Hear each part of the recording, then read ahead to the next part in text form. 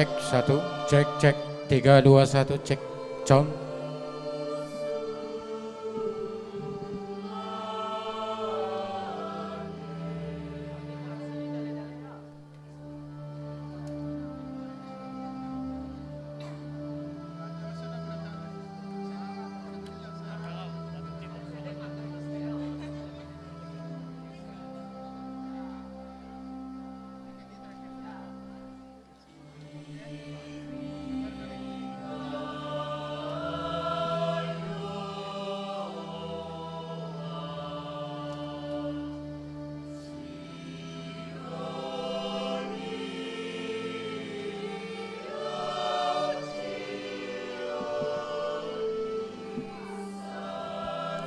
Cek satu, cek satu, cek satu, cek satu. The region stretching Check. from the Indian to the Pacific Oceans has been a key shipping route for global trade, which now amounts to $17.9 trillion a year.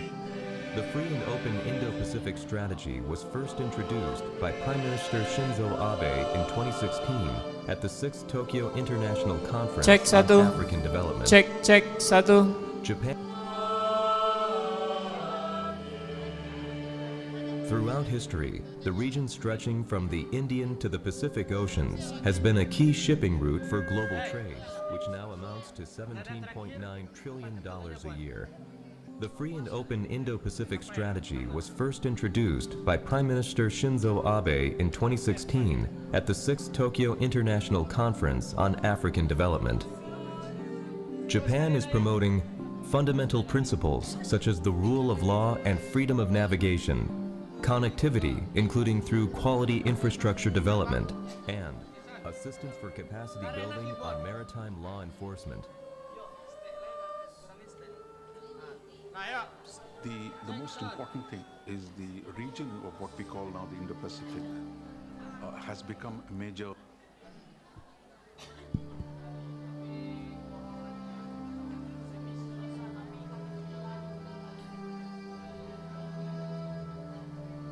Throughout history, the region stretching from the Indian to the Pacific Oceans has been a key shipping route for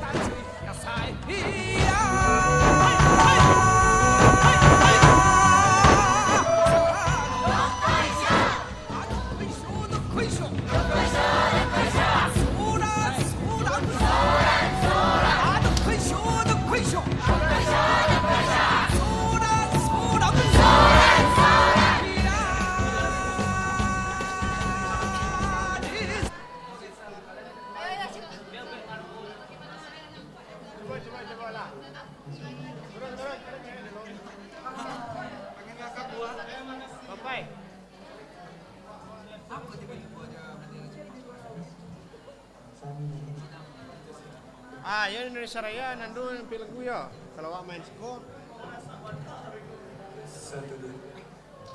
Throughout history, the region stretching from the Indian to the Pacific Oceans has been a key shipping route for global trade, which now amounts to $17.9 trillion a year. The free and open Indo-Pacific strategy was first introduced by Prime Minister Shinzo Abe in 2016 at the 6th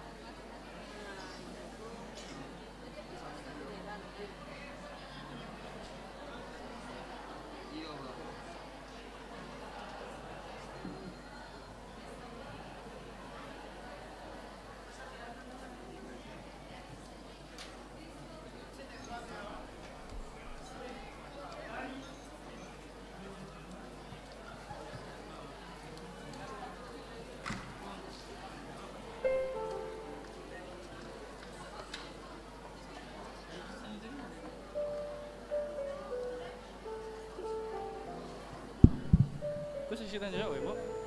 Itu seksi tanya jawab ya? Abang, itu seksi tanya jawab, Abang. Itu seksi tanya jawab, nah.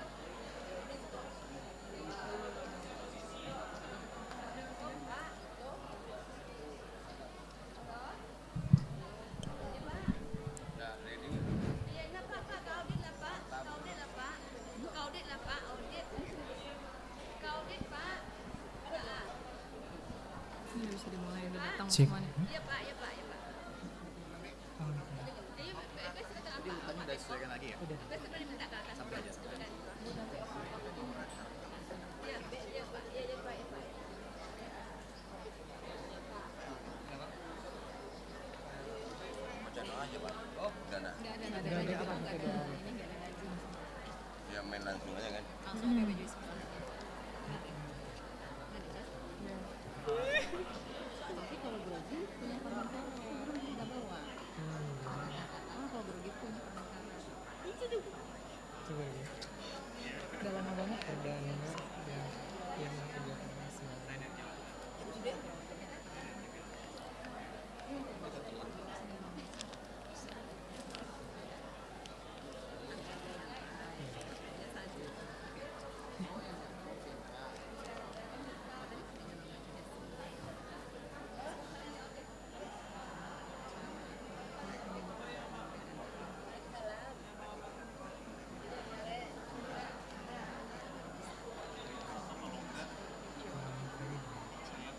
Sampai situ aja, Pak.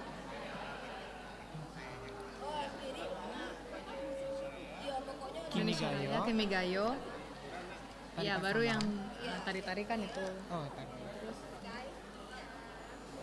Seorang bosi satu aja. Seorang bosnya aja satu. Iya kalau di bawah. Yang tari-tari itu dari sini musik hidup.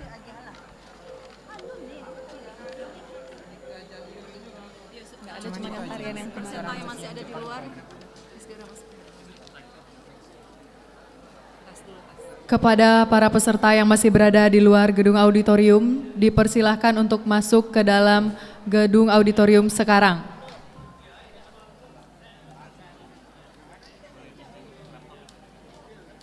Dan menempati. Ulang lagi tuh. Lagi mau dipindah.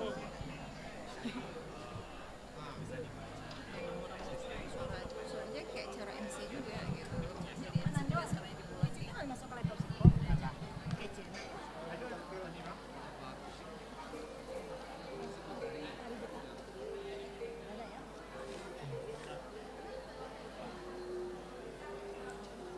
Itu kita mulai langsung. Kita seharusnya langsung Kepada seluruh peserta diharapkan berdiri dan menyambut kedatangan Mr. Keiichi Ono di acara perkuliahan umum kita siang hari ini. Seharusnya mereka semuanya berdiri dong. Iya. Udah dikasih tahu sama protokol kan?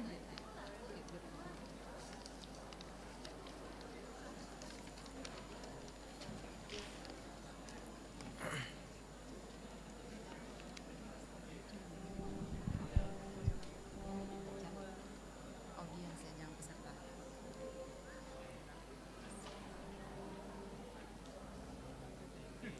Mulai, Cak. Assalamualaikum warahmatullahi wabarakatuh.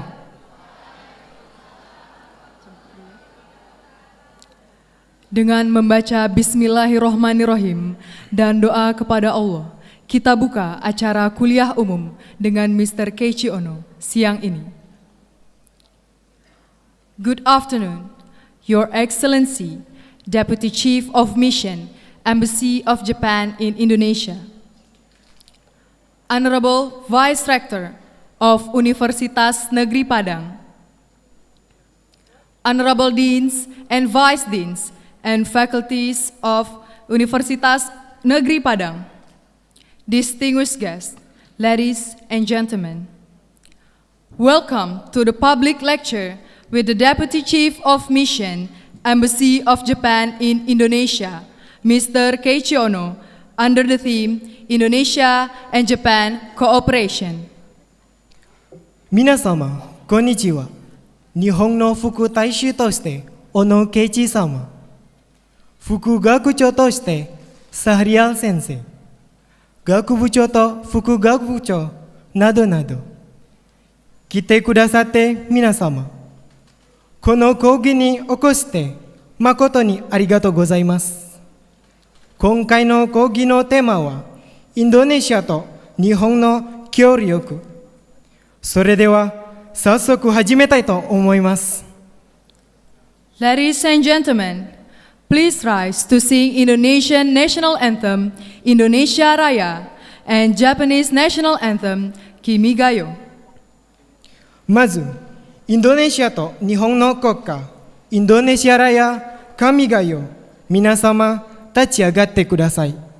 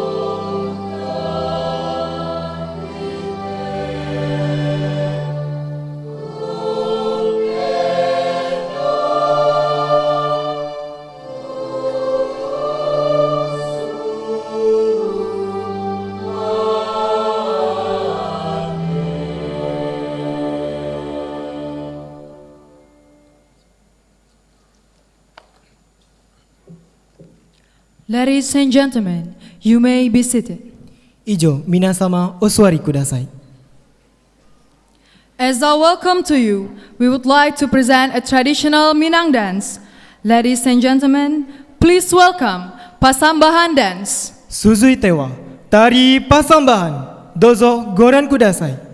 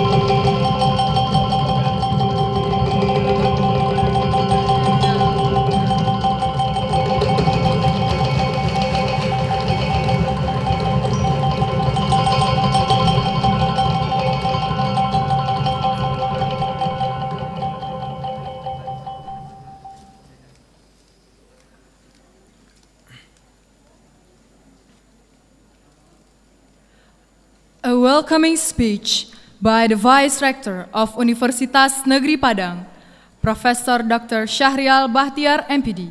Over to you. 続いては第4名の副学長サリオンナン先生の挨拶どうぞよろしくお願いいたします。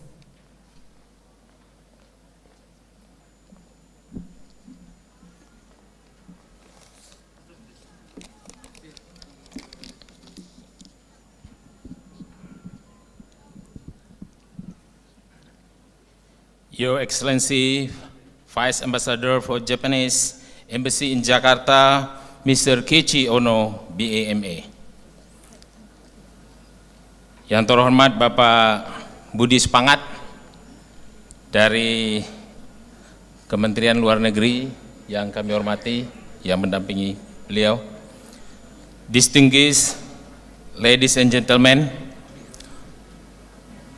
Bapak WR4 yang saya hormati, WR1 yang saya hormati, karena bertukar tiba sebentar, ya, Bapak-bapak dan Ibu Dekan, serta Ibu Direktur, seluruh pimpinan Universitas yang hadir pada siang ini, khususnya Ketua dan seluruh tim dari Pusat Studi Indo-Pasifik yang mengadakan acara pada siang ini.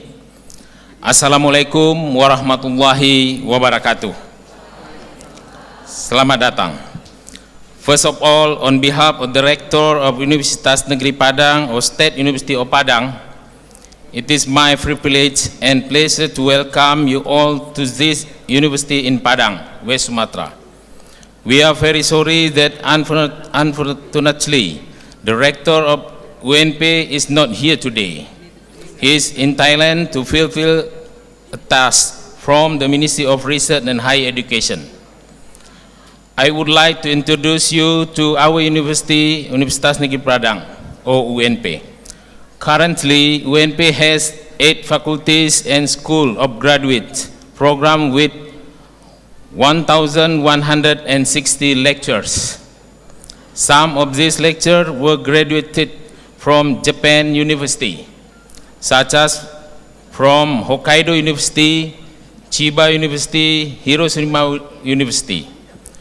We are also planning to open Faculty of Psychology and International Relations study program soon, right now.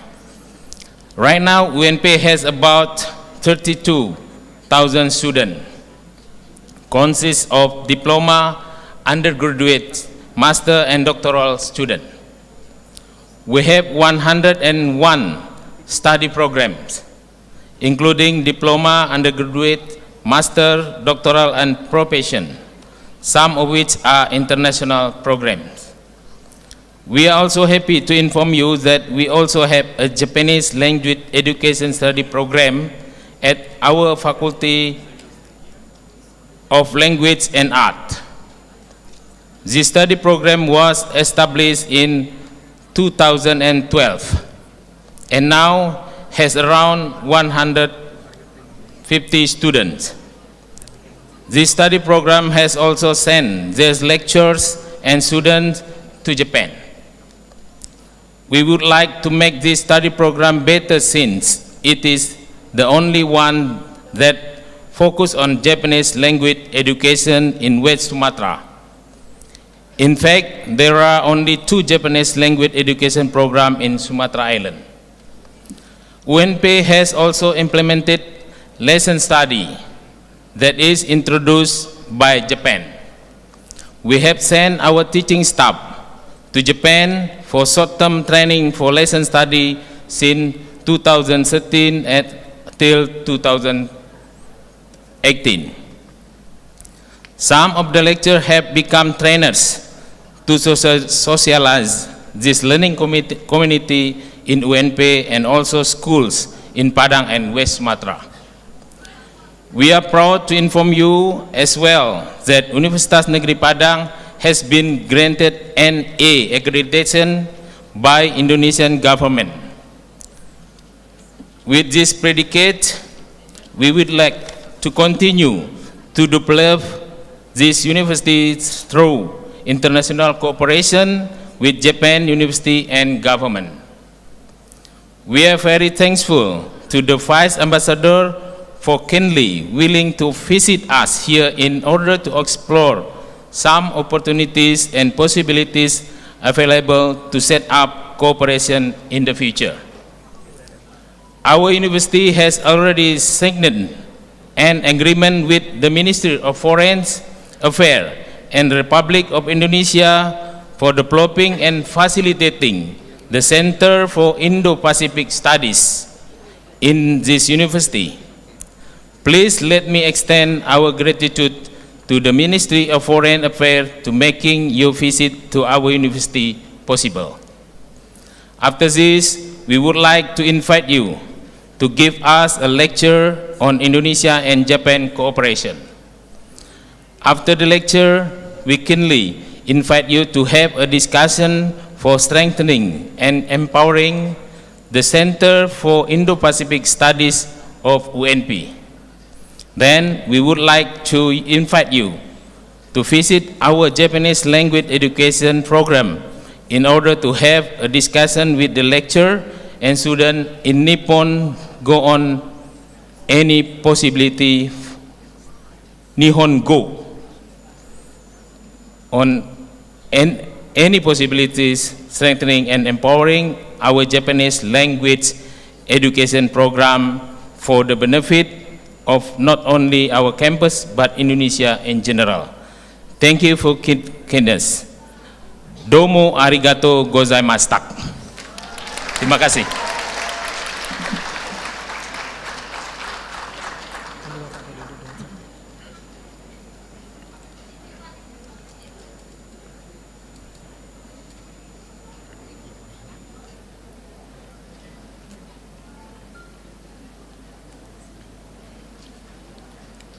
Our next performance is by the students of Japanese language education. They are presenting Japanese dance, Soranboshi. Please welcome Soranboshi. それから日本語教育の学生からの踊り、ソーランボシ、どうぞご覧ください。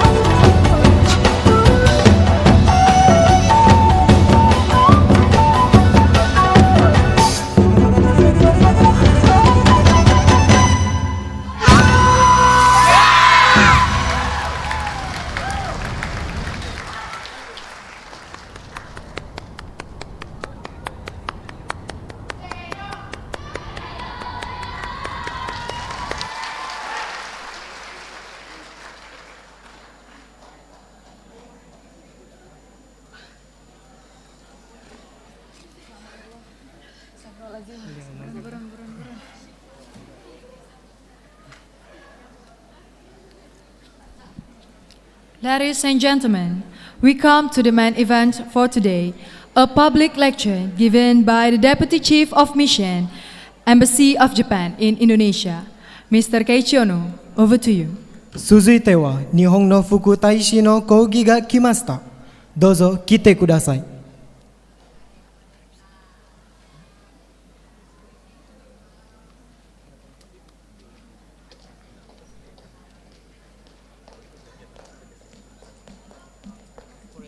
これで動かすね。皆さんも紙を持ってる？ない。紙なし。わかります。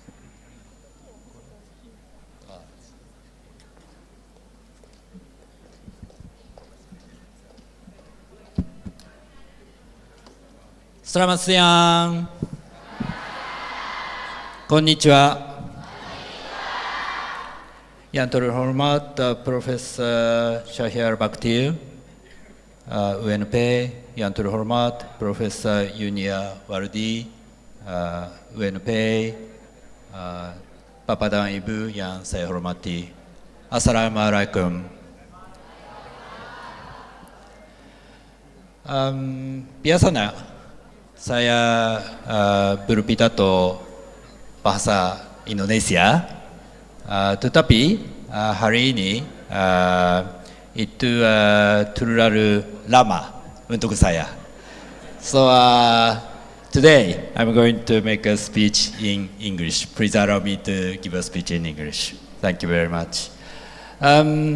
Today I'm very delighted to be here, Padang. This is my first visit to Padang, second visit to Sumatra, and in this welcoming event, I was already very impressed by the Minangkabau dancers, dancing performances, and also Sorambushi by the Indonesian students.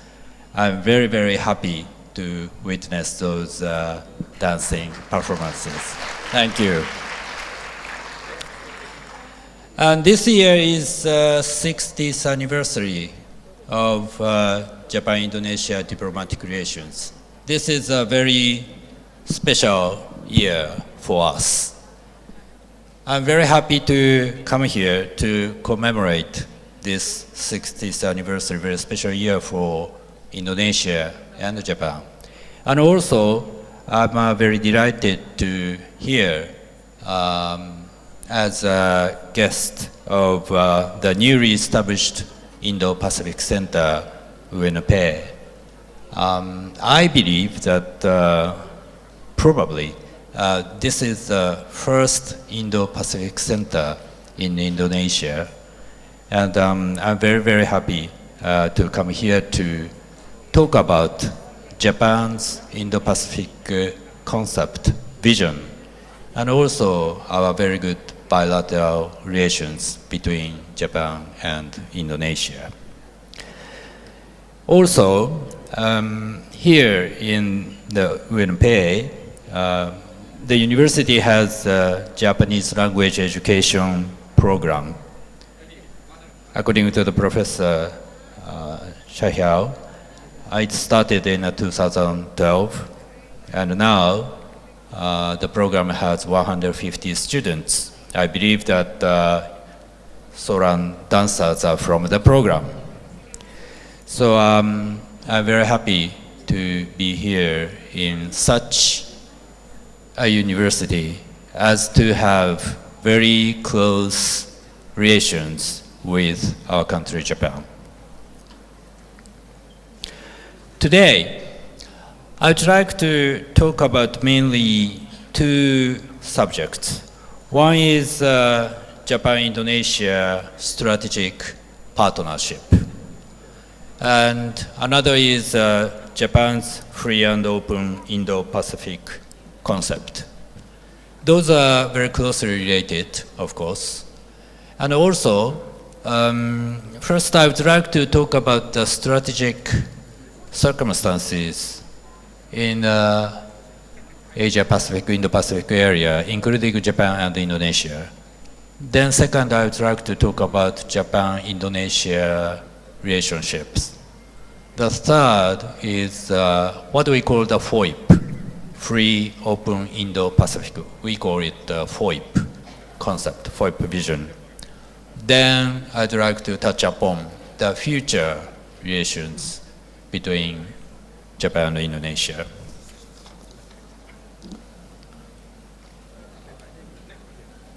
Okay.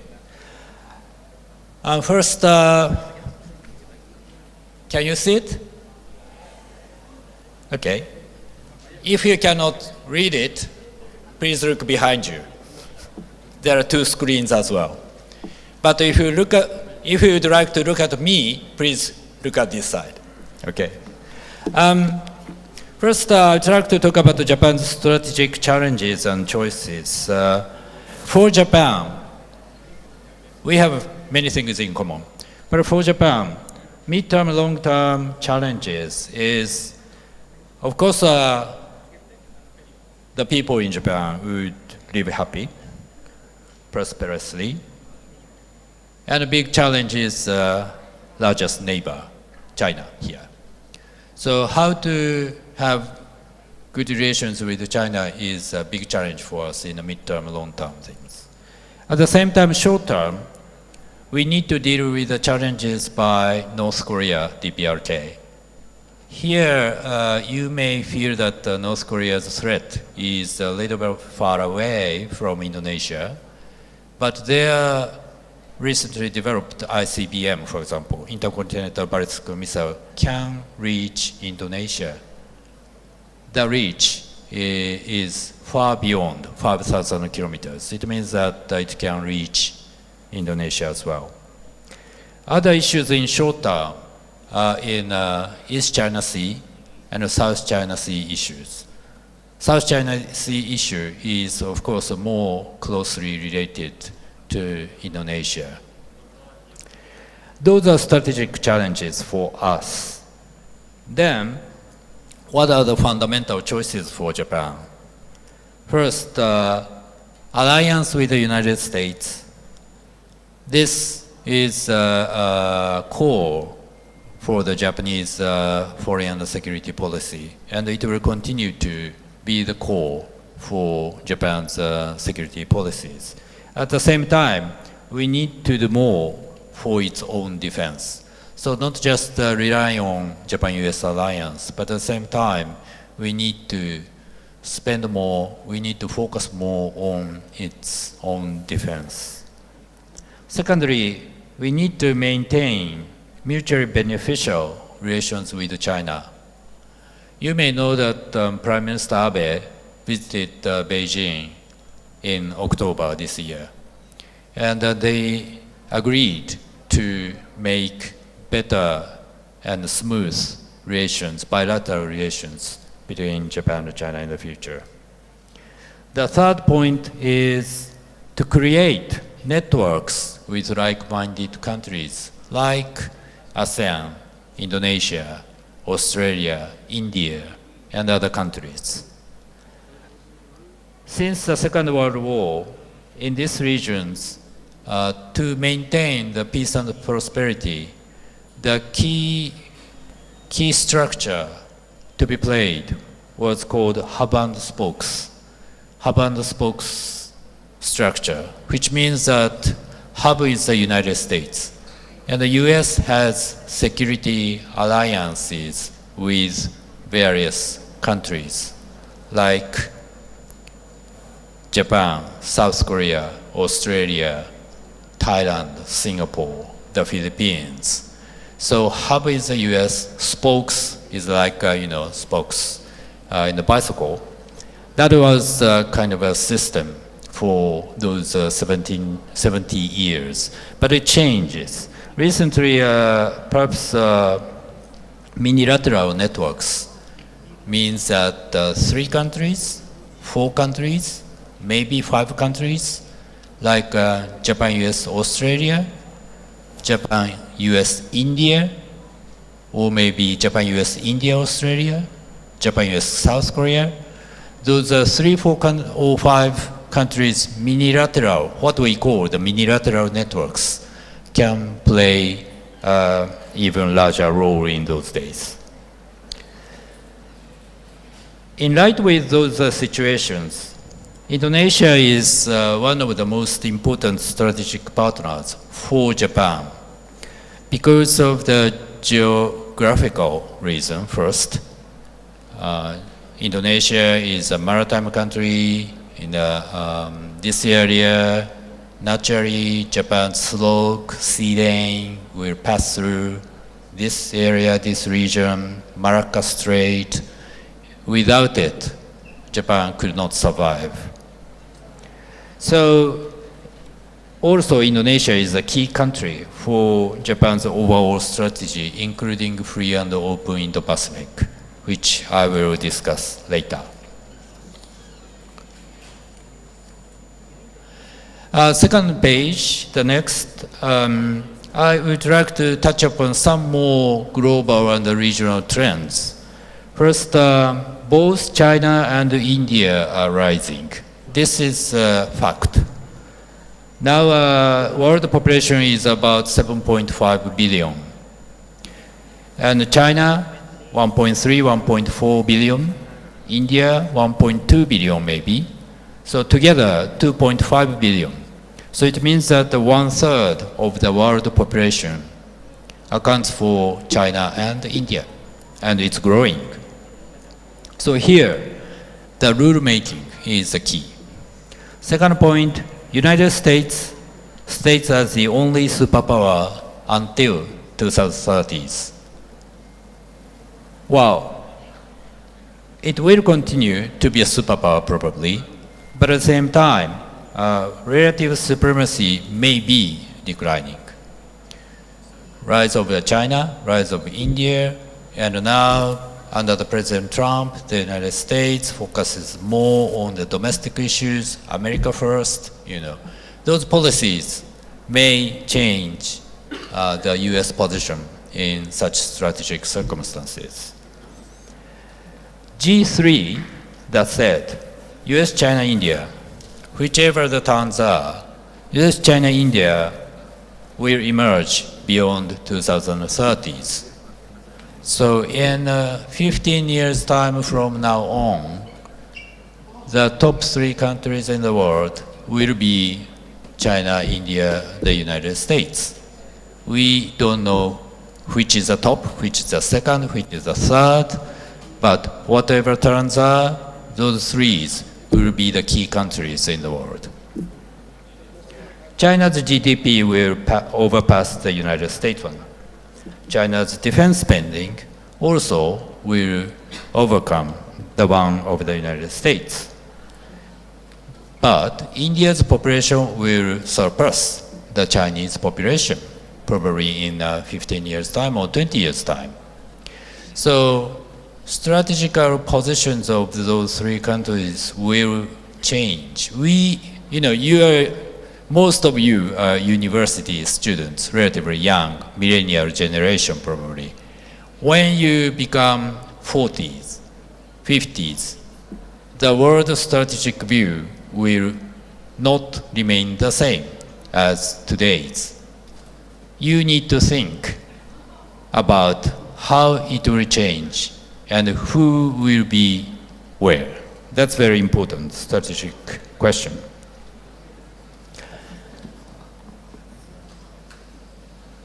So in light with those strategic circumstances, next I would like to talk about Japan-Indonesia strategic partnership. First page compares Japan and Indonesia. Well, at a glance, Indonesia is a big country. The population-wise, of course, Indonesia is number 4 in the world, Japan number 10. GDP, Japan still number 3, the 3rd biggest country in the world. Indonesia now 16th in terms of the GDP. GDP per person, Japan is number 20, and Indonesia is below 100th. That said, the average age of the population, Indonesia is of course a very young country. The average age is just 30, Japan 46 or 7. So structures are very different. Japan is now becoming an aging society. And already the average age is 40 something. Indonesia is still growing. Every year your country gives birth of about 6 million people, which is almost the same population as Singapore. So every year Indonesia produces 1 more Singapore in the population-wise. This may work as a plus merit for you, but at some stage beyond that, it may work negatively for your economic growth. So it's called the population growth bonus, but up to some stage it's working good, but beyond that may be working bad. So up to the point, you need to work more to create social system, infrastructures, economic system, and others. That's necessary issues for the Indonesian younger people, I believe. Back to Japan-Indonesia. This is a page to talk about the economic contribution of Japanese private companies in Indonesia. Roughly 3 points. 1, employment. Upper right, Japanese companies, industries create nearly 5 million jobs, which is about 10% of the formal employment of Indonesia. Down below left, economic value GDP, Japanese companies create about 1/10, so 10% of the Indonesian GDPs. And bottom, exports of Indonesia, about 20% of Indonesian exports are created by the Japanese industries. So employment 10%, GDP 10%, export 20%. This is, overall contribution of the Japanese industries in Indonesia. If you look at investment in the next page, Japan has been the second largest investor to Indonesia. Recently, the number one is Singapore. But Singapore is, as you know, very unique country. They have a unique structure of the economy. So even if a certain investment is counted in the Singaporean investment to Indonesia, it may be Japanese companies in Singapore. So Singapore is a little bit unique. Setting it aside, Japan is the largest investor to Indonesia. President Jokowi now stresses the importance of investment, foreign investment and export. Foreign investment here to create employment. But not just that, he also requests or expects those foreign investors create export from Indonesia to some other countries, because that will contribute to the Indonesian economy. Japanese companies, priority areas of the Japanese investment is, as you know, it's a manufacturing sector, monozukuri in Japanese. So manufacture goods, commodities, products. So like automobiles or metal machineries or maybe white electricity goods, other things. So those monozukuri is the area that Japanese companies contribute to in Indonesia.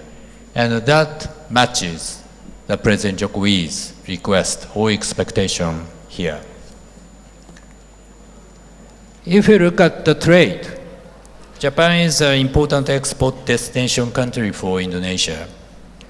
Indonesia's export, number 2 is Japan. Import, number 3 is Japan. And also EPA, FTA, Free Trade Agreement, Economic Partnership Agreement were concluded several years ago. It now covers about 90% of exports to Indonesia and 96% of imports from Indonesia. There are no tariff, so free from tax or tariff. Now turn to ODA, Official Development Assistance, Self-Kaihatsu Enjo. Japan has been a big ODA country to Republic of Indonesia, as you know. We have done so many projects, including roads, bridges, dams, electricity, power plants. Now in Jakarta, we are conducting the construction of MRT. It's a subway underground in the central part of Jakarta. Japanese companies are working every day towards the opening of the Indonesia's first subway by March this year. The Japan's ODA has some characteristics. We call it 3 T's, 2 W's, top quality, high quality, trustworthy, transparent, and win-win. Win-win means, of course, win for Japan, win for Indonesia. Not win for Japan and win for Japan. No. So both countries will get benefits from those ODAs, infrastructure projects, and other things.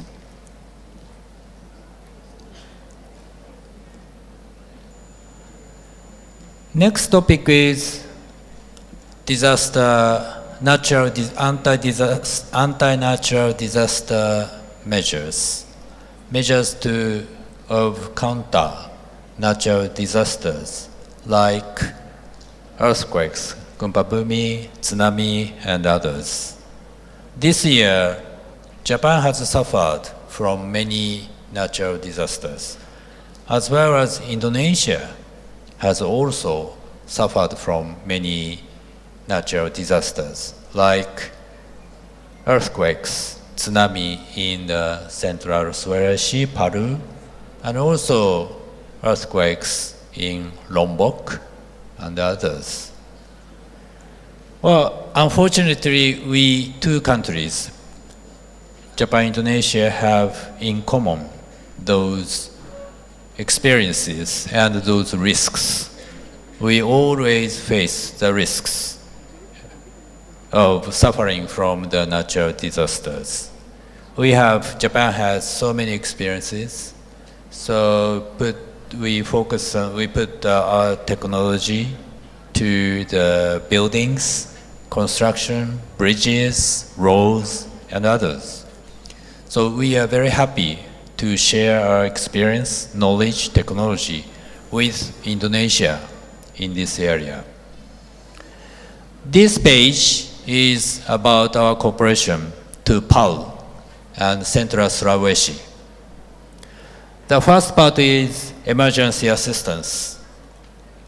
Immediately after the tsunami and the earthquake, gempa bumi occurred in Palu and Sulawesi area, we dispatched the Japan Disaster Relief Team and Self-Defense Forces C-130 carriers to the region.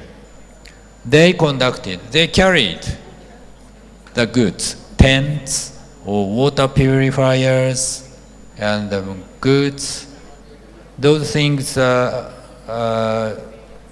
carried those 20 times, totally 200 tons. And also they rescued 400 people, 400 Indonesians from the affected area to Balikpapan. Also, we provided emergency relief supplies, and also not just the government. This time, Japanese companies moved, and they collected goods, money, and other things, and they gave assistance to the affected region in Central Sulawesi. It matches about 26 billion rupiah. So we are very happy that not just the Japanese government, but Japanese private companies, businesses also cooperated with the assistance to the region. The second area is rehabilitation and reconstruction assistance. Well, JICA, and also the Japanese government, we are now cooperating to make cooperation with the Indonesian government, like Bappenas and other ministries. And JICA is now in the process of preparing the master plan for the rehabilitation and reconstruction of Palu and other cities in the region. It takes some time, but I believe that it will be made within this year. And of course, JICA cannot do everything. So JICA is now helping to make the master plan. And after that, of course, the Indonesian government itself will conduct the rehabilitation and the reconstructions. That's the second part. The third part is not just in Palu or Sulawesi. All over throughout Indonesia, Our target, our joint target is to build back better for resilient Indonesia. Build back better, not just build back, not just move it back to the original. Beyond that, reconstruct, rehabilitation, and go to the better cities, better situations, and also throughout Indonesia, not just Palu area. We have already started some projects to improve equipment for disaster risk management, for example.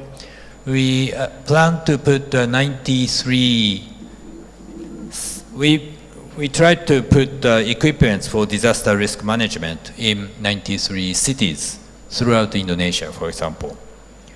And also capacity development of disaster information management and things. So we focus on Palu, Sulawesi, but say Sumatra, for example, Aceh, tsunami.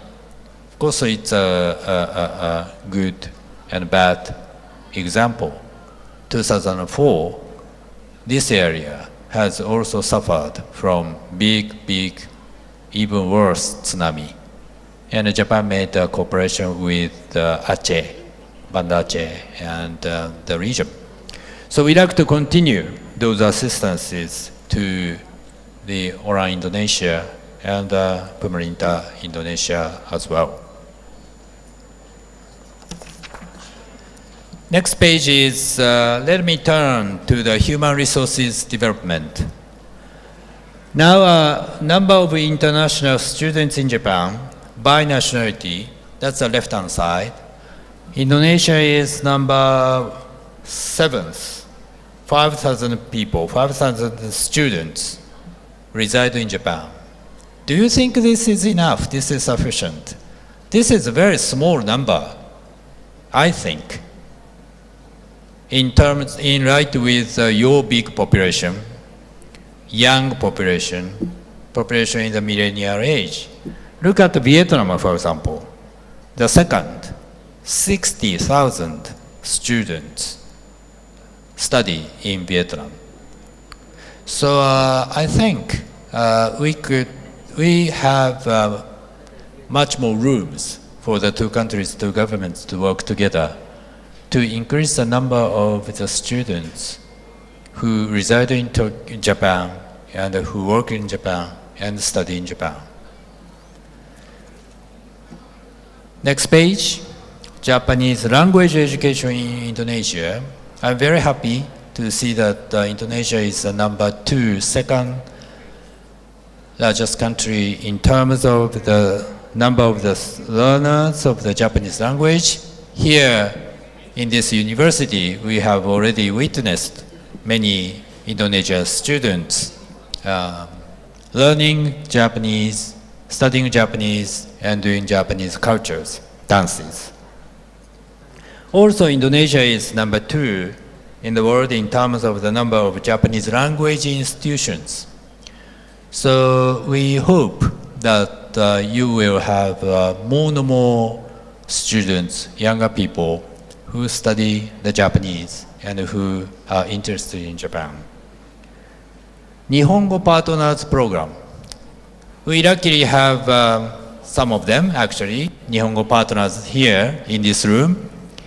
Those ladies, Japanese ladies, work in Indonesian high schools, SMR, to assist the Indonesian teachers to teach Japanese to the Indonesian students. We try to send many Japanese Nihongo partners to Indonesia. So we try to keep this program as long as possible to maintain the large number of the Japanese learners in Indonesia.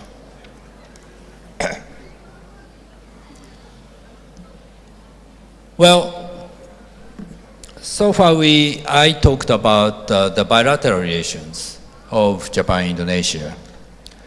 Basically, from the strategic needs, we have had very good relations between us, and I believe that we can continue. Terima kasih. We can continue our good bilateral relations. Now I would like to turn on to the second topic, free and open Indo-Pacific concept. I would like to show the video made by my colleague in Tokyo. Throughout history, the region stretching from the Indian to the Pacific Oceans has been a key shipping route for global trade, which now amounts to $17.9 trillion a year. The Free and Open Indo-Pacific Strategy was first introduced by Prime Minister Shinzo Abe in 2016 at the 6th Tokyo International Conference on African Development.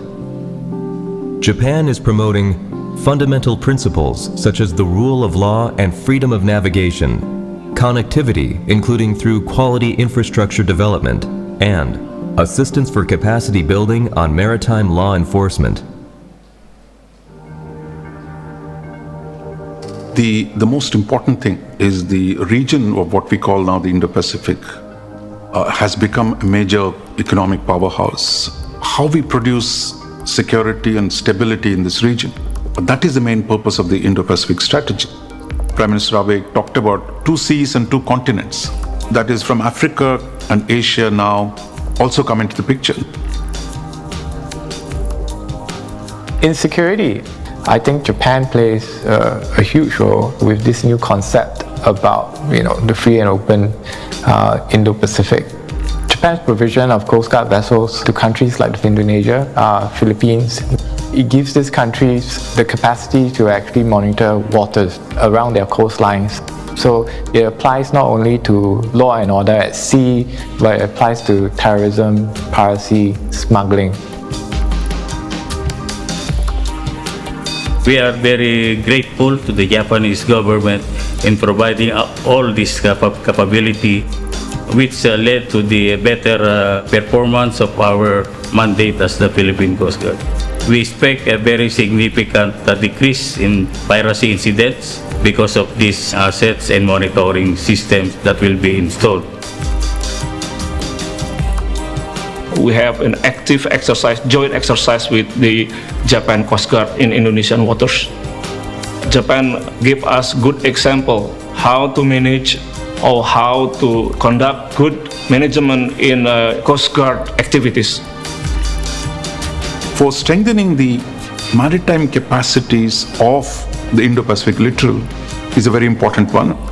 I would think the Japanese capacity building initiative is being received with enthusiasm, with a lot of a positive approach. So I think this is going to be, we hopefully will see a lot more from Japan in contributing to the capacities of the littoral countries.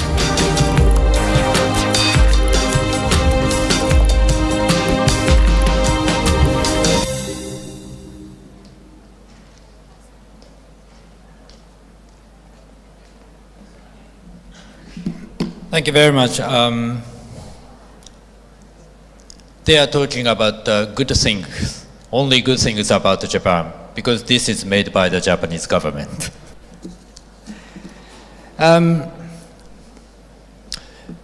Well, they have already explained about Japan's free and open Indo-Pacific concept, but here I'd like to talk a little bit more details about the Indo-Pacific. Well, today, one of my main purposes to come to Padang is to discuss this issue with my friends in Padang University and the newly established Indo-Pacific Center. So let me a little bit take time to discuss this issue. This page shows overall picture of Japan's concept or vision, strategy of the free and open Indo-Pacific, what we call the FOIP. As the video explained, first Prime Minister Abe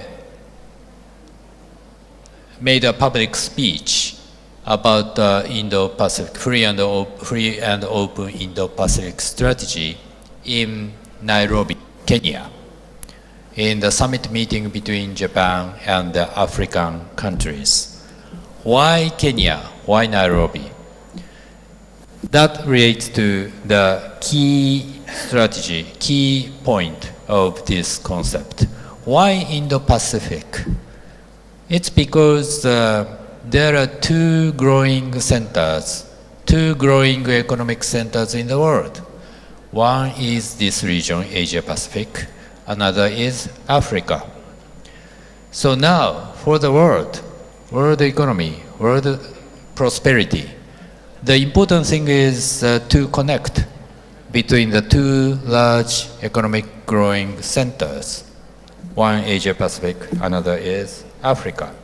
That's why Prime Minister of Japan made a speech, announced this strategy in the summit meeting between Japan and Africa in Kenya.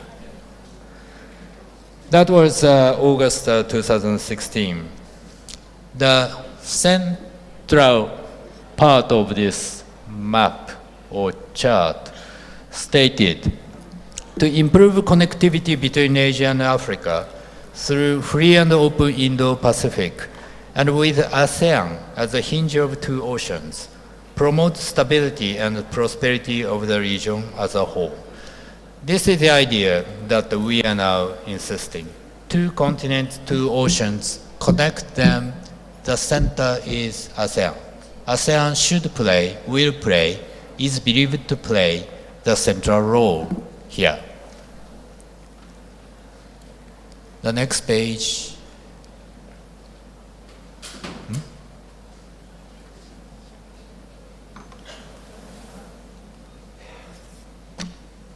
Yes. So our concept is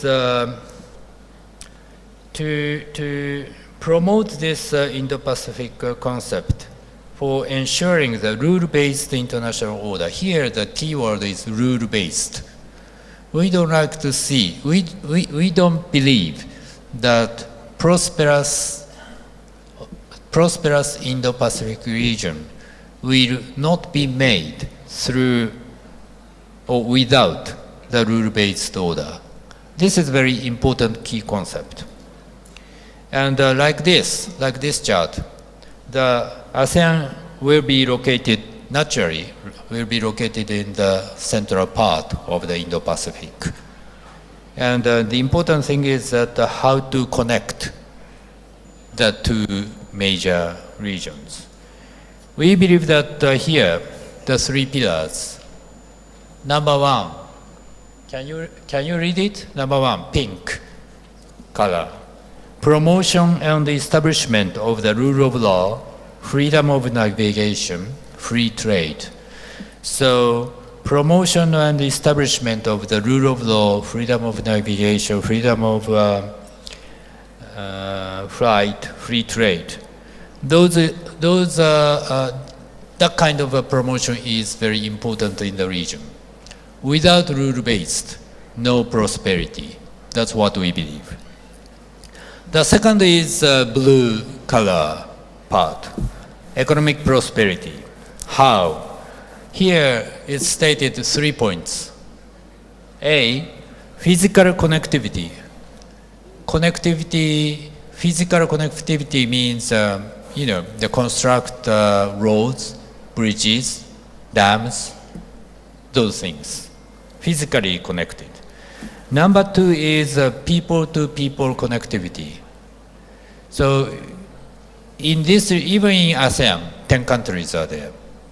In the Southeast Asia, Southwest Asia, of course, more countries are here. So the human resources development and the people-to-people connectivity is also important. And the third area is institutional connectivity. That's what we used recently. Institutional connectivity means that each country, for example, has different system of custom, tax, or import, export, whatever. Each country has its own system. Then it will take time for goods or people to move from one country to another. So to facilitate the movement, institutional connectivity is also very important. The third category is commitment for peace and stability. In this area, Japan has given the capacity building assistance to the countries in the region. Strengthening capacity of maritime law enforcement. Well, in the video, official in Bakamura, the Indonesian Coast Guard, talked about the capacity building efforts or exercise. That's one of the examples, I believe.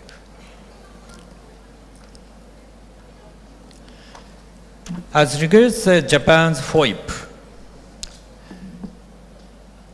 Prime Minister Abe again stated this in August 2016. Last year, 2017, in November, President Trump of the United States talked about free and open Indo-Pacific strategy in Manila at the time of the ASEAN summit meeting. India, Australia, other countries also said something about Indo-Pacific.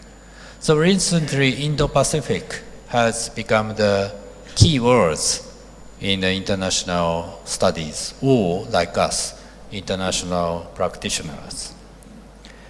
But at the beginning, we faced many questions about Japan's FOIP concept or vision. One of the examples is FOIP may create a new institution or new architecture.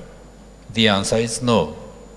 FOIP is not to create a new institution architecture. So we don't intend to create a new framework, new ASEAN, new international organizations, new meetings. We are not interested in it.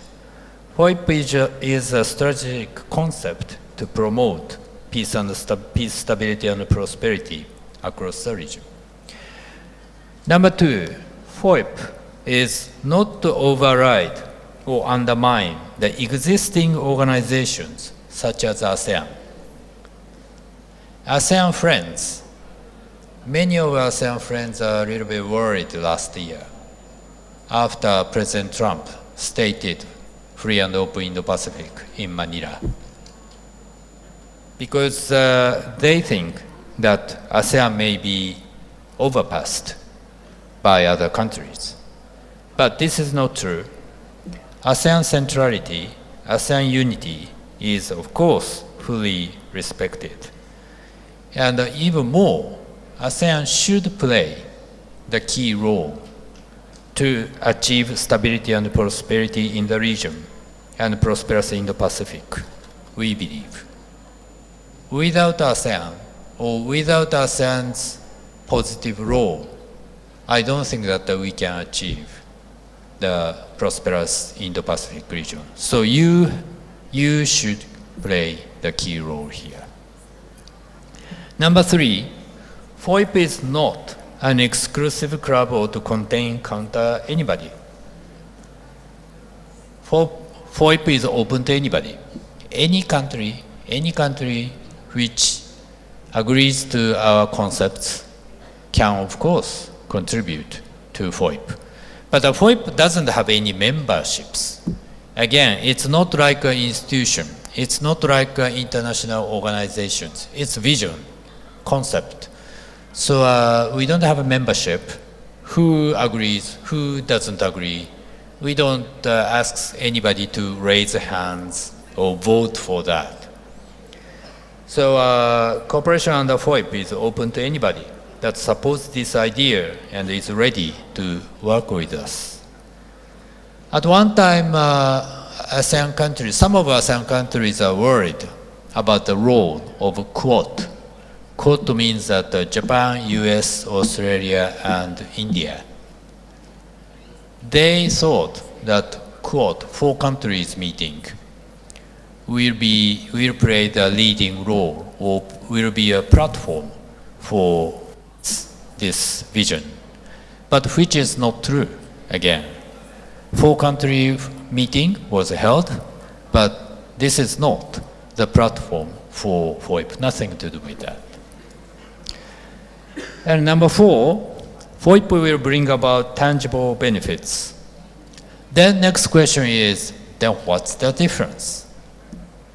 Well, the vision will make a difference. So actually, I'll talk about specific cases after this, but FOIP concept will bring about tangible results. The last FOIP is not a take it or leave it concept. So we would not ask anybody whether would you choose FOIP or would you choose what else. We don't do that. The next page is Japan's connectivity initiative. That said, what the Japanese government has made cooperation, made assistance in the region is not new. We've done this for many, many, many years since 1950s, 60s. So we have many projects here. I wouldn't go into the details, but for example, in the Mekong region, you know the Mekong region, it's not Indonesia, but yeah, here, East-West Economic Corridor and Southern Economic Corridor. It's in the Mekong region, in Thailand, Vietnam, Cambodia, Thailand, and Myanmar. So here, the Japanese government and other government and organizations like ADB has have been making efforts in connecting, this time physically mainly, but connecting those 4 or 5 countries in the region. That will, and that has been actually contributing to the prosperity in the region. The next page is more details, specifics about Japan's projects for peace and stability in the Indo-Pacific. The example is Indonesia here, maritime security and safety. So in this area, we provide training and equipment for enhancing maritime safety, or some kind of seminar. We conduct some kind of seminars for international law of the sea or international aviation law. So we try to give our expertise or experiences to the Indonesian experts in those regions.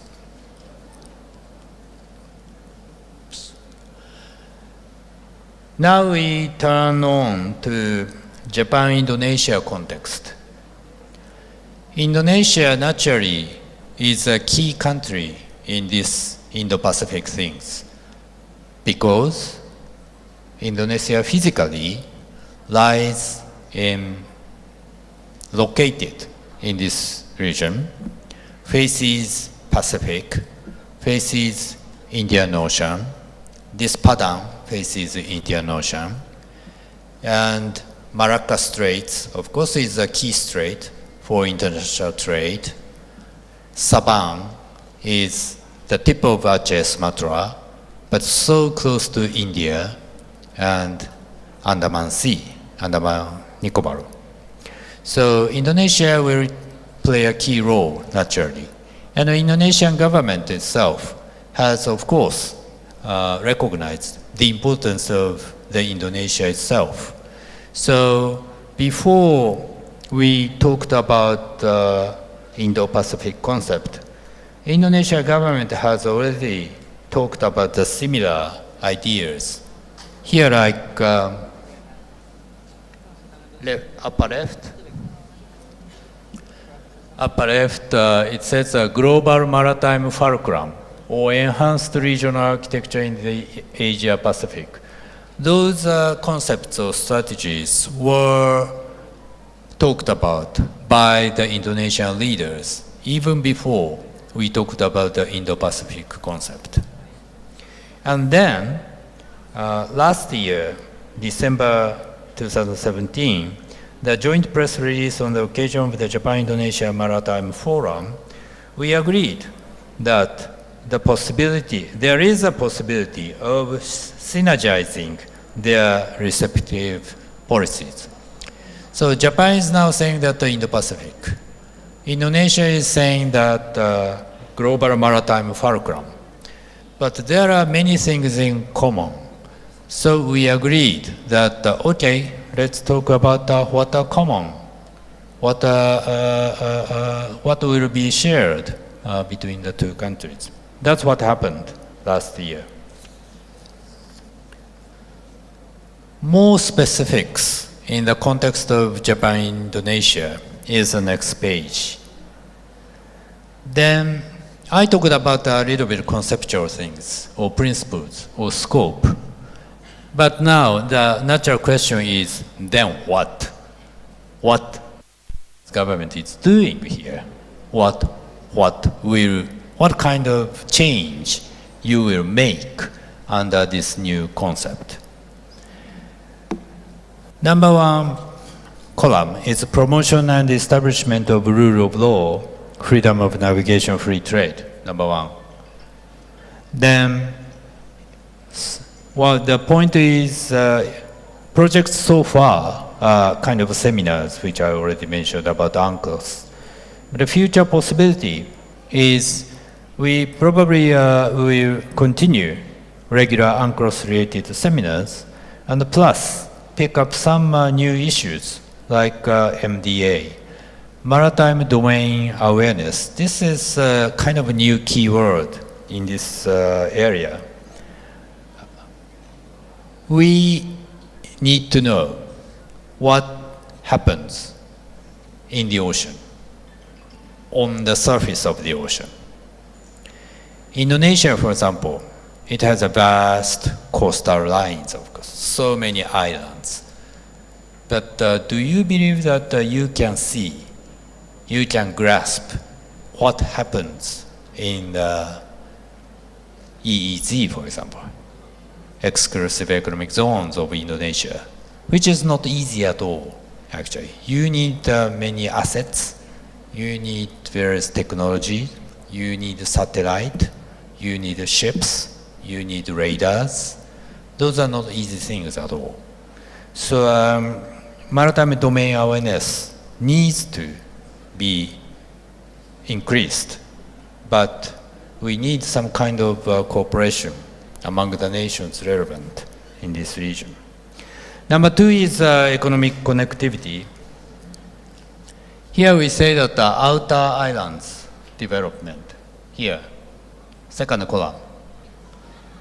I will go to the next page first. This is a page about Japan-Indonesia new cooperation projects in the area of outer islands development. In cooperation with the Indonesian government, we picked up 8 islands. They are outer islands. In Sumatra, one example is Sabang. And not here, but Natuna, for example, or Morotai, Biak in Papua, or Samuraki. So we picked up those 8 islands, and we agreed on giving assistance to some new projects, like establishing fishing ports, new ports, or fish market, and fisheries high school, or some technical supports for the cold chain, and the fishing radar system, for example. Fishing radar system means that the radar system for fishing, which reaches about 50 kilometers. It's not long, like a military radars, but that helps that for your fishing in the region. Cold chain is also a new important word. Even if you catch good fishes, tuna or something, whatever, you may eat it only in that region, only in that region close to the fishing market. But if you like to export it to Japan, to China, or not export, but to bring it to Jakarta and to sell it at a high price, you need the various equipments, facilities to keep it fridged, keep it cold, what we call the cold chain. Otherwise, fish is, Jakarta people cannot eat it. It's not easy, actually. But Japan has various experiences. Japanese companies have various experiences in this field. So we like to cooperate with the Indonesian side to establish the cold chain that will contribute to businesses here, not here in the city, business in the region, and business in Indonesia, and also Japanese consumers, for example. So this is a new area that we like to advance. Back to the chart. MDA I already talked about. Another area is triangular cooperation for Africa, or maybe East Timor, or some other places. So now Japan-Indonesia is not just relations that Japan help Indonesia. No. Japan and Indonesia work together to help the third countries in Africa. Or actually we started in East Timor and some other countries. So under the new concept of FOIP, we now advance those projects in Indonesia. Next page is infrastructure projects in Indonesia relating to the enhancing connectivity. In Sumatra or Padang, actually we have one project, number 4. We are requested by the Indonesian government to assist the construction of the tunnel route in the Trans-Sumatra Toll Road. I understand that the Indonesian government is now in the process of constructing the toll road between Padang and Pekanbaru. And not all, but Japan is now asked to help the most difficult part, which is tunnel, which is about 15 kilometers in between Padang and Pekanbaru. So we are now in the detailed research now to assist that. Well, I took a little bit long time to talk about the Indo-Pacific, but I hope that you give some understanding to our concept, and this will be a little bit helpful to the people in the Indo-Pacific Center here, because anyway, Indonesia and Japan have so many things in common, and thoughts are in common, like the importance of ASEAN centrality, inclusiveness, transparency, prosperity, and others, rule-based order. So I believe that we can cooperate under this project, under this concept in the future. Well, now I would like to go back to the bilateral relations to conclude my speech, lecture. Back to the bilateral relations. In the 60th anniversary this year, we so many times repeat our motto, Kuliah bersama, maju bersama. This is a very good, thank you. Indonesia and Japan can work together, then we can walk together, advance together. Further strengthen economic partnership, work together to promote common strategic interests, then heart-to-heart friendship. Now I'd like to use the last 5 minutes to talk about our future. And this is now the second video. This is not from the Japanese government, but I would like to show the video, which is about what we call the Project 2045. This, hang on. Okay, video, please. Okay.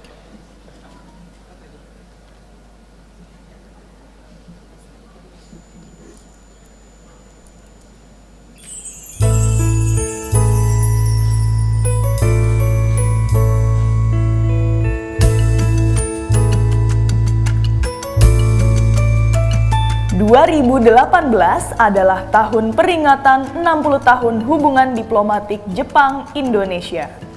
Hubungan ini diawali dengan pertemuan antara Presiden Soekarno dan Perdana Menteri Nobusuke Keiichi, serta penandatanganan perjanjian perdamaian oleh Menteri Luar Negeri kedua negara di tahun 1958.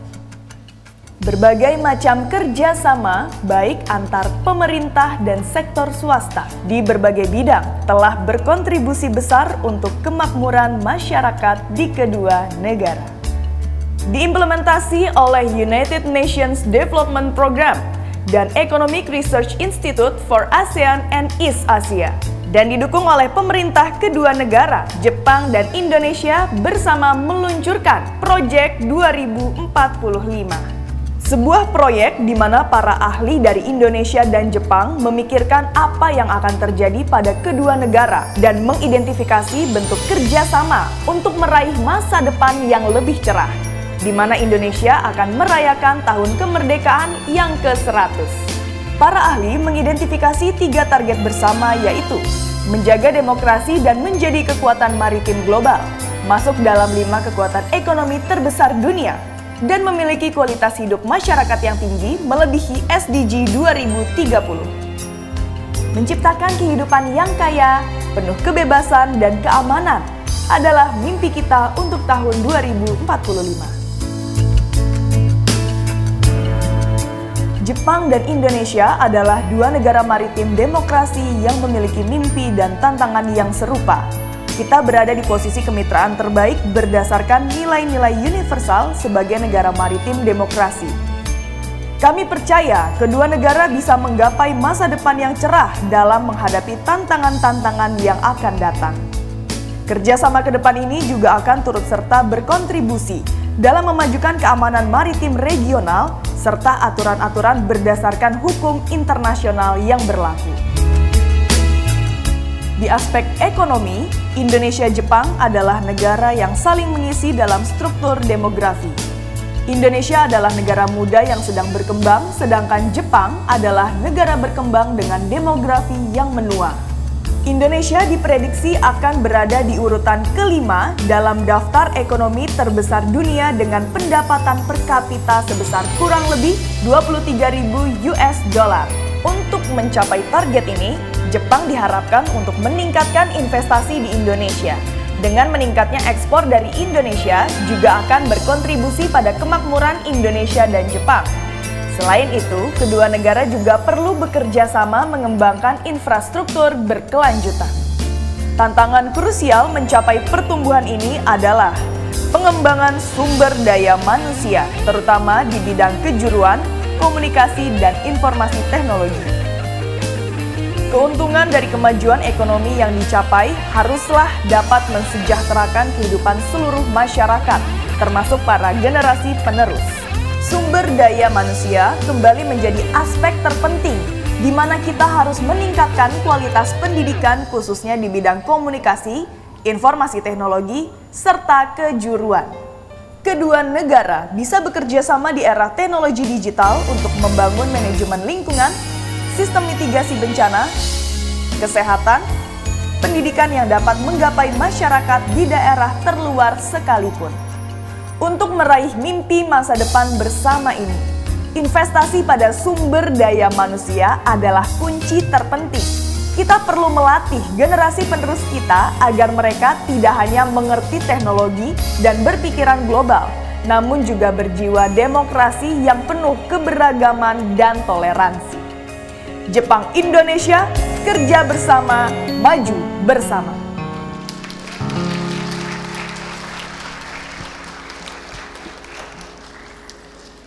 Thank you very much. This video has already talked about what I would like to tell you, so I'll be very short. But this project, the high-level seminar included inviting the cabinet ministers of Indonesia, former cabinet ministers, and other academics were held 10 days ago. So December 8th and 9th in Jakarta, and they finalized their reports, including those specific points, and they submitted the report to Vice President Yufuskara. I'd like to present those reports to the professors in this university later. But the point, as the video states, they believe that we have 3 common targets. Number 1, to become global maritime democracies. Maritime and democracies, those are key words here. In the world, all over the world, of course, there are many maritime democracies. But in this region, not many. Japan, Indonesia, who else? Maybe the Philippines, maybe. But South Korea, it's not maritime countries. Taiwan, a little bit different. China, of course, not a maritime country. So Indonesia, Japan, we share this unique characteristics, maritime democracy in the region.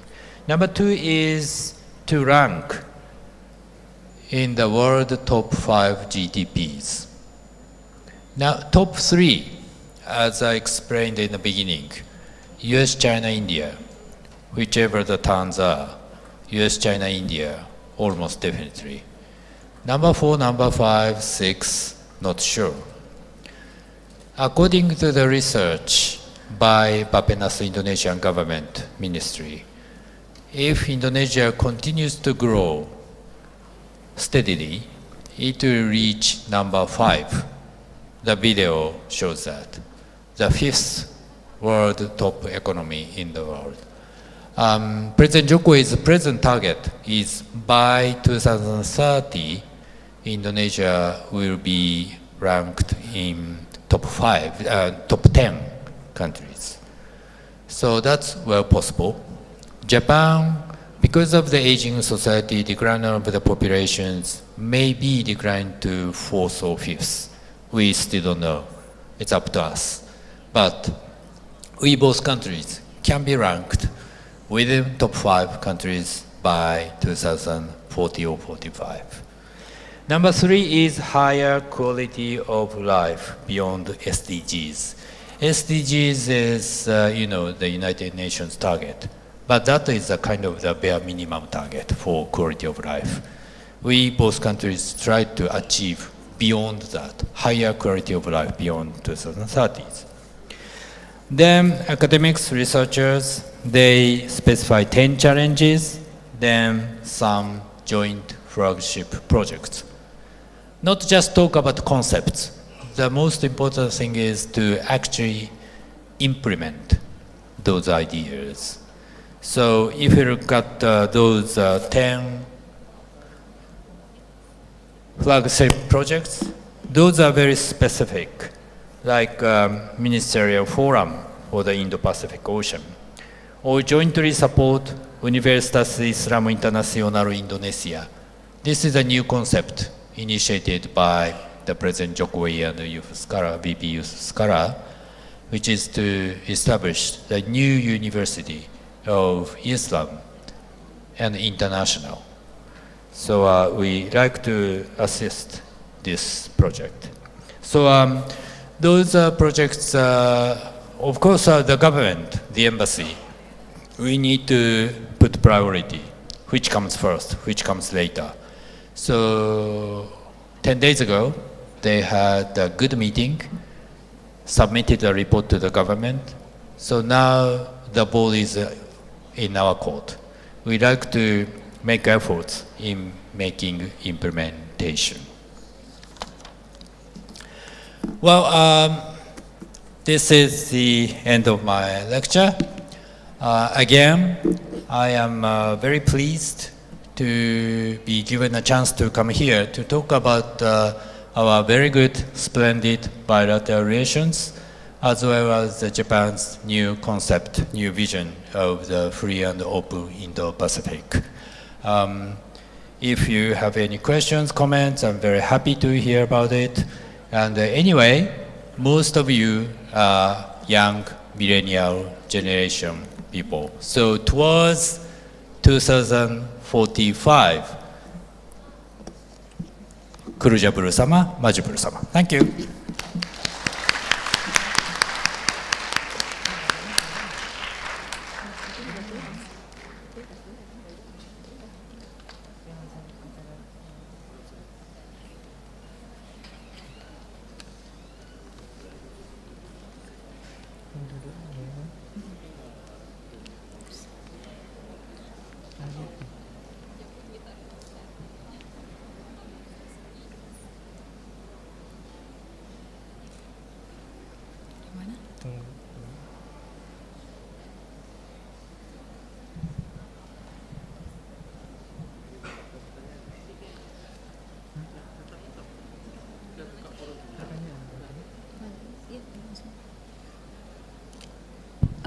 Bapak Ibu, tadi Mr.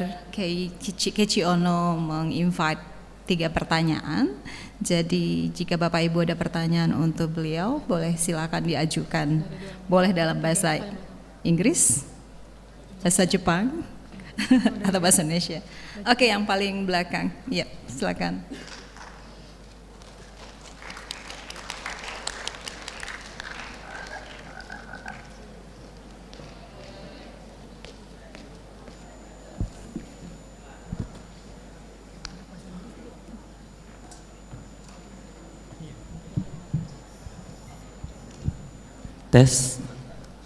Okay, first, thanks for the opportunity given to me.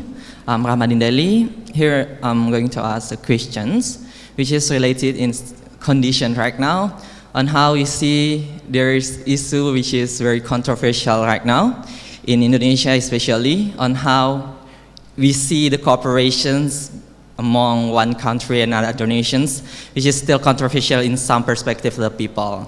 Okay, let's see, for example, in Indonesia right now, for example, we see ASEAN Economic Community, and also I'm interested the point of free and open Indo-Pacific concept about that. And one of the purpose there is to say that how we try to like free trade, and we know that free trade is still controversial on how, if we compare between Indonesia and Japan, it's quite, it cannot be compared because like see in Indonesia, we're still developing nations, but Japan is developed nations. And the economic system in Indonesia is still slow compared to Japan, which is quite good than Indonesia. So the question is about how the people thinks Indonesia is not ready yet to see or to face these kinds of corporations in competing with the other nations. So they are afraid on how the human resource about that. And that's still questioning a lot among the society and still controversial. And as representative of Embassy of Japan in Indonesia, I'm going to ask, how do you think in answering this question of the people? Thank you. Could you repeat the last part of the question? So you mean that your question is how do we see the Indonesia in the competition with other countries? Yes, and the perspective of the people see these kinds of things that give quite bad impacts or negative impacts in Indonesia. So how you can answer this kind of the perspective of some kind of people? Thank you. Good. Still, I don't follow your question. The question is how to prove to those kind of people that see the corporations like Asia, like free and open Indo-Pacific concept that can give bad impacts. I think that about how it can give some bad impacts, negative impacts. So because they see Indonesia is not ready yet to face and compete with other nations. But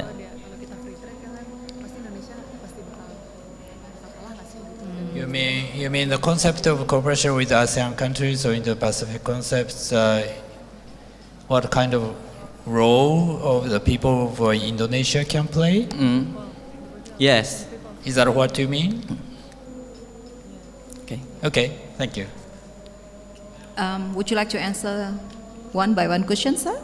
Maybe go on a couple of questions first. Okay. Yeah. All right. Next, can you make it a very brief question, please?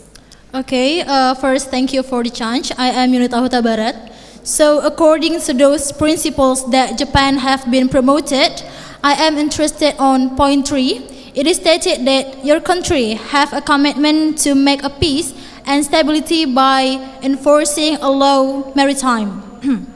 So my question is, do the law just focus on things like, do the law just focus on particular things like stealing others' fish or regional borders violation, or it includes or problems that happen throughout the sea, such as human trafficking, drugs trafficking, or illegal immigrations? Because we know that those problems above will endanger the stability and peace that you have been committed, and it will detain the goal to become the global maritime democracy. Thank you. Thank you. Yeah. Okay, my name is Karina Safira, and though I am from the English major, I always been interested in other cultures and language as well. And then you said that one of the point of the cooperation is to increase the number of international students in Japan by nationality. My question is, Mr. Keiichi, is there a way is there a way for non-Japanese students to get a chance by experiencing living and studying in Japan? Thank you. Thank you. Yeah. 3 questions. Okay, thank you very much indeed for those comments or questions.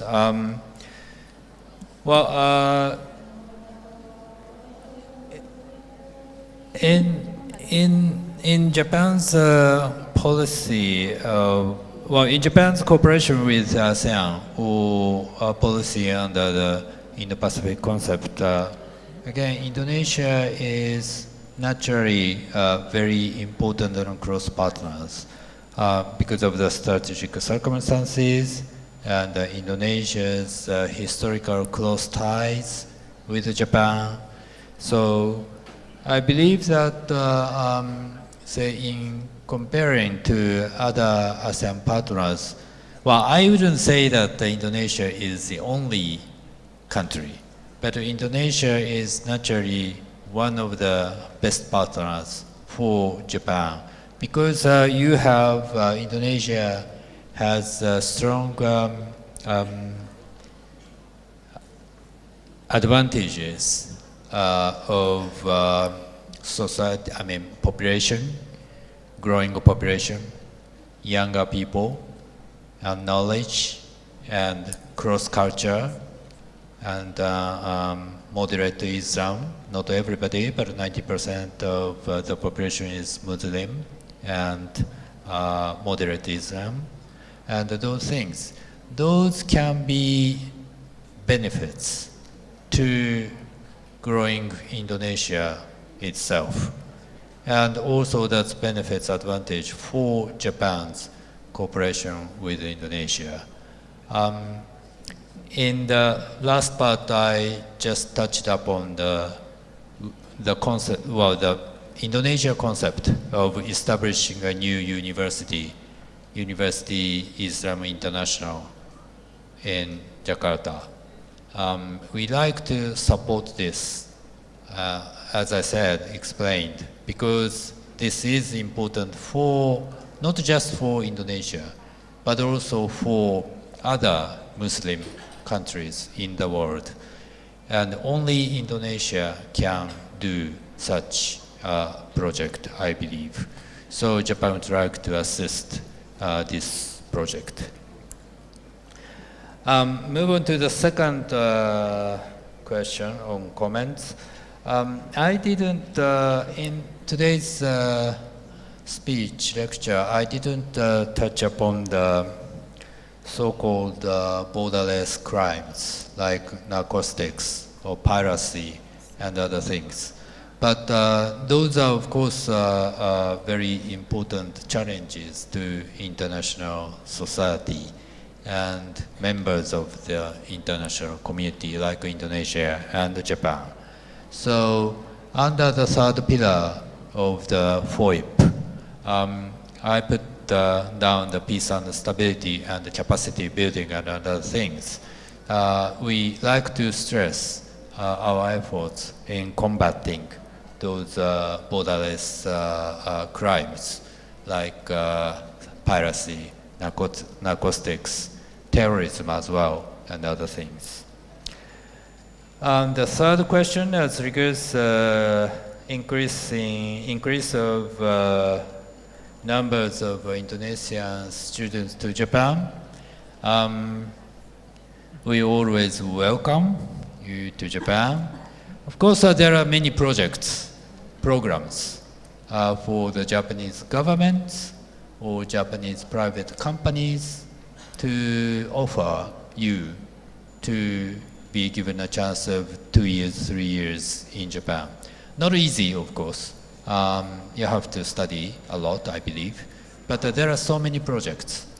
And also, this is not necessary for the students, but recently, very recently, the Japanese Diet Parliament passed a new legislation to try to increase the number of the skilled workers, highly skilled workers of foreign countries in Japan.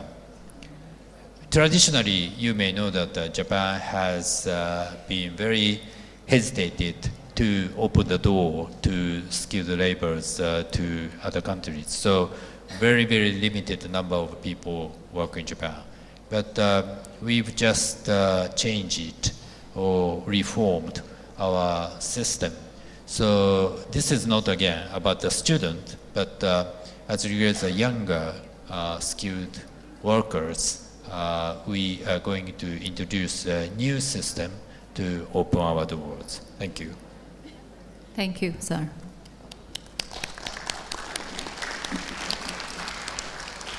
Yes, I think that's enough. Diberitahukan kepada Bapak Ibu pimpinan universitas dan anggota kajian Indo-Pasifik, kemudian dosen-dosen yang tamatan Jepang untuk berkumpul kembali, berdiskusi lebih dalam lagi di ruang sidang rektor lantai 4 setelah acara ini, langsung setelah acara ini. Ya, terima kasih Bapak Ibu.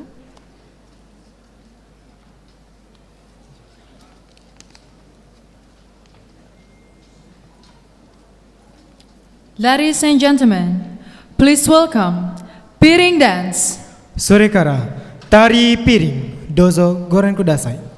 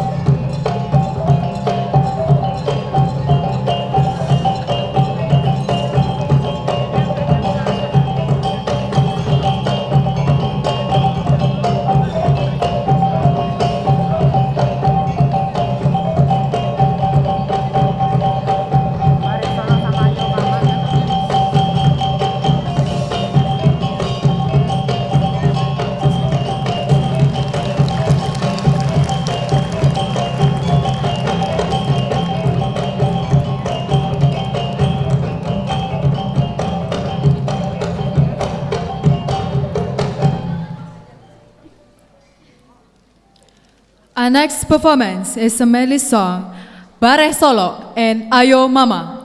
続いてはバレエソロとあよママの歌。どうぞご覧ください。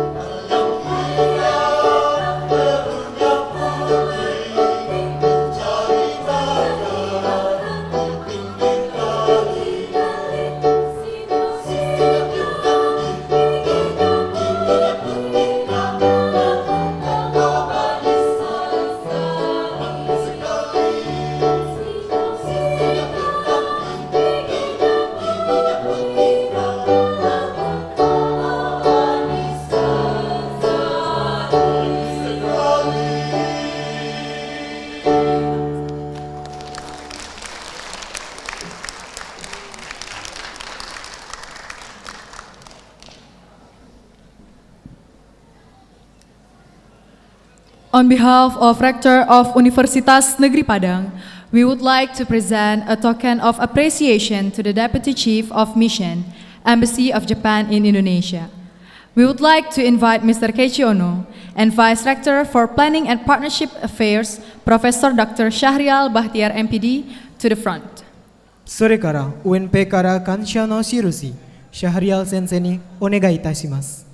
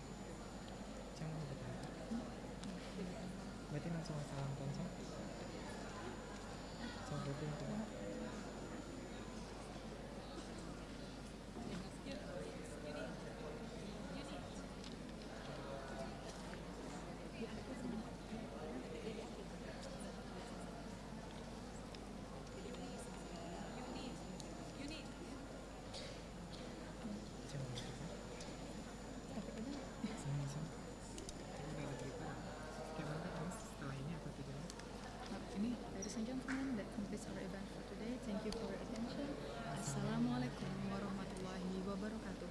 Baru Taufik aja bilang terima kasih kepada para audiens yang telah menghadiri kuliah umum siang hari ini. Semoga kuliah umum kali ini bermanfaat.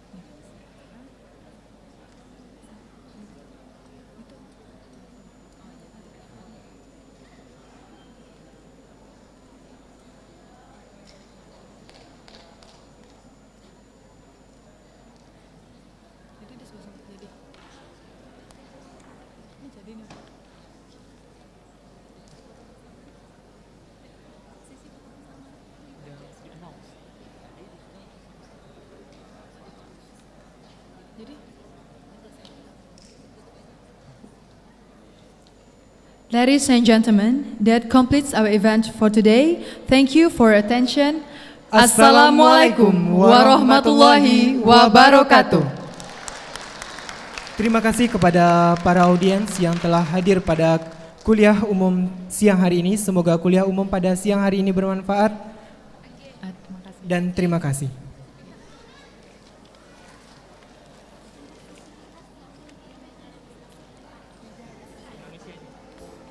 Kepada para audiens yang akan mengambil sertifikat dipersilahkan untuk langsung mengambil di meja registrasi di depan.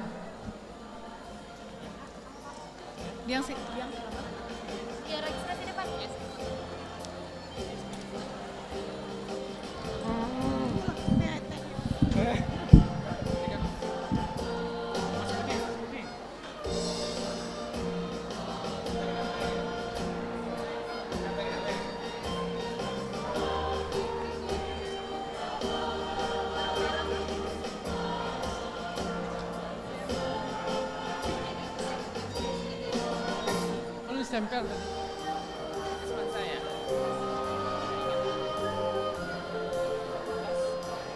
Sertifikatnya siapa sih tadi? Sekarang.